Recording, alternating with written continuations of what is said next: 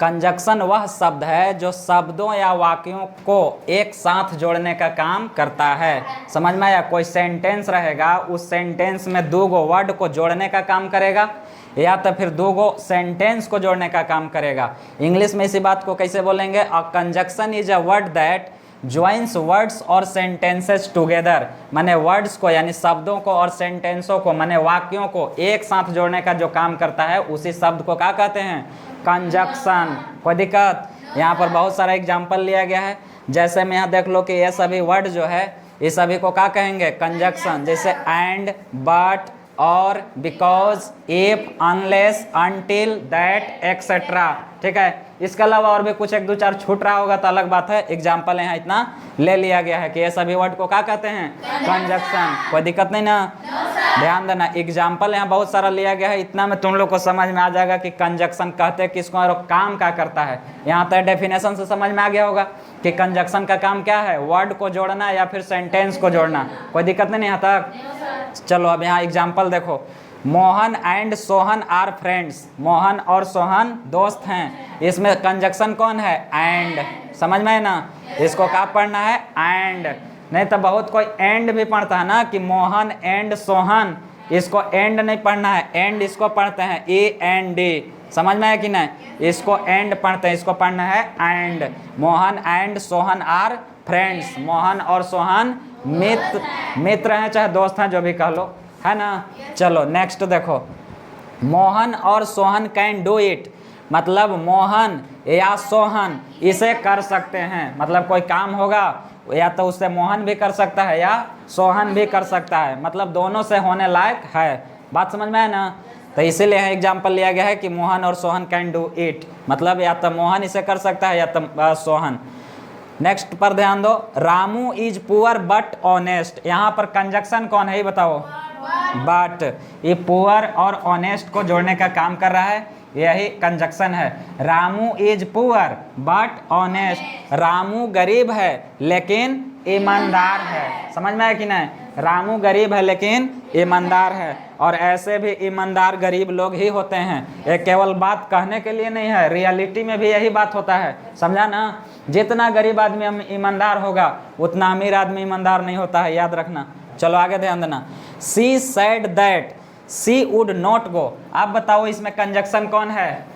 That. यहाँ पर that जो है दो गो सेंटेंस को जोड़ने का काम कर रहा है। किसको? She said. एक सेंटेंस यहाँ तक कंप्लीट और एक सेंटेंस इधर है सी वुड नॉट गो, और दैट दोनों को जोड़ने का काम कर रहा है। दैट मीन्स यहाँ वह नहीं होगा, यहाँ क्या होगा? की। ठीक है, सी सेड उसने कही कि सी वुड नॉट गो वह नहीं जाएगी। समझ में है कि नहीं? जैसे एग्जाम्पल इसको ले सकता है कि ए और बी दो लड़कियां हैं, चाहे जो भी है, लड़का भी हो सकता है। उस सी के पास गया, मिलने गया, मतलब ए बी को भेज दिया सी से मिलने कि जाओ उससे पूछ करके आओ, कहीं जाना होगा तीनों को। ठीक है, और बी जो कह करके आया, यानी डायरेक्ट और इनडायरेक्ट जब नरेशन सीखेगा तो इसी टाइप का बात आता है वहां पर। ठीक है, यानी सी जो बी गया सी के पास, तब बी पूछ करके आया सी से। हो सकता है कि सी उसको इनकार कर दिया कि हम आज नहीं जाने पाएंगे, तो वही जो है बी ला करके ए से क्या कहती है कि सी सेड उसने कही कि सी वुड नॉट गो वह नहीं जाएगी। मतलब सी डायरेक्टली ए से नहीं कह रही है, सी कही किसको? बी को, और बी ला करके बताया किसको? ए को। बात समझ में आया? खैर नरेशन समझने टाइम इस टाइप का सेंटेंस खूब बढ़िया से समझ में आएगा। He was absent because he was ill। बताओ यहाँ पर भी दो गो सेंटेंस का जोड़ने का काम हो रहा है बिकॉज का। जैसे he was absent, एक सेंटेंस इधर एक सेंटेंस इधर, he was ill, और दोनों का जोड़ने का काम कौन कर रहा है? बिकॉज। बिकॉज मीन्स क्योंकि। अब बताओ he was absent वह अनुपस्थित था, क्योंकि he was ill वह बीमार था, यानी बीमार होने के कारण वह अनुपस्थित था। बात समझ में है ना? चलो नेक्स्ट पर ध्यान दो। You want pass unless you study hard. अब यहाँ देखो अनलेस और अनटिल का यूज किस अर्थ में किया जाता है? जब तक। ठीक है, अनलेस का भी यूज किया जाता है जब तक के लिए, और अनटिल का भी यूज किया जाता है जब तक के लिए, लेकिन दोनों में डिफरेंस देखना। यहाँ कुछ टर्म एंड कंडीशन दिखाई देगा और अनटिल का यूज केवल टाइमिंग के लिए, मतलब किसी का इंतजार करना कुछ टाइम तक, लेकिन यहाँ पर टाइमिंग वाइमिंग नहीं, कुछ कंडीशन यहाँ पर बताया जाता है। जैसे में देखो, you want pass unless you study hard, मतलब कहना ही है कि तुम पास तब तक नहीं करोगे जब तक कठिन पढ़ाई नहीं करोगे, यानी मेहनत से पढ़ाई जब तक नहीं करोगे तब तक पास नहीं होगे। यानी यह कंडीशन क्या है कि जब तक तुम मेहनत नहीं करोगे तब तक पास नहीं होगे। और अनटिल का यूज टाइमिंग के लिए किया जाता है, जो कि आगे एग्जाम्पल लिया गया है, ध्यान देना।